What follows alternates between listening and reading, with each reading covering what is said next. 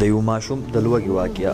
هغه وخت چې د مدینې منورې ښار په حرکت سو او کوڅې د هغو تاجرانو څخه ډکې سوې چې د لمانځه لپاره تم سو او ټوله منطقه په اوازونو ډکه سوه.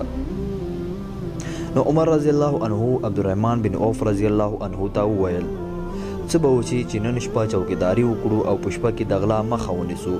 هغه هم ورسره خوښه کړه او شپه یې په چوکیداري تېروله. دوی په فرضي لمانځه مشغول وو چې عمر رضی الله عنه د یو کوچني غږ واورېدی چې ژړل یې. نو د اواز خواته روان سو او ورغلی. د کوچني مور ته یې وویل کوښښ وکړه چې کوچنی آرام کړې، مه یې ژړوه، د الله څخه وبېرېږه او د کوچني سره ښه رویه کوه. بیا خپل ځای ته راغلی. وروسته بیا د کوچني د ژړا اواز پورته سو. نو بیا د هغه مور ته راغلی او هغه ډول یې ورته وویل. وروسته بیا خپل ځای ته راغلی. کله چې د شپې آخره سوه د کوچني ژړا یې بیا واورېدل.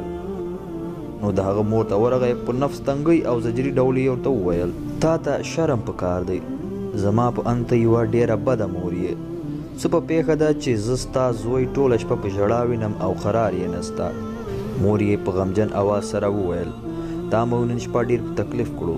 زه کوښښ کوم چې کوچنی د شیدو څخه پرې کړم مګر دی یې غواړي. عمر رضی الله عنه په حیرانتیا سره وویل ولې؟ د کوچني مور په خوار انداز سره وویل ځکه عمر رضی الله عنه د بیت المال څخه یوازې هغو کوچنیانو ته د خوراکي توکو اندازه ټاکلې ده چې هغوی شیدې نه خوري. عمر رضی الله عنه د ویرې څخه ولړزېدی او د پښیمانۍ په اواز یې وویل د کوچني عمر څو دی؟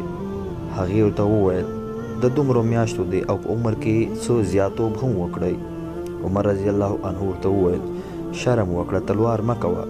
وروسته ولاړی او د سهار لمونځ یې په داسې حالت کې ادا کړ چې خلکو یې د ډېرې ژړا له کبله قرات په صحیح ډول نه سوای اورېدلی.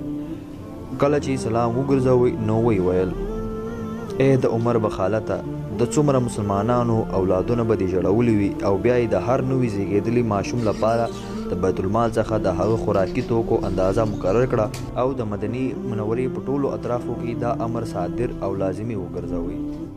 هیله کوم ملګرو چې ویډیو مو خوښه شوې وي د لا نورو داسې ویډیوګانو لپاره زموږ چینل سبسکرایب کړئ او ویډیو له نورو ملګرو سره هم شریکه کړئ.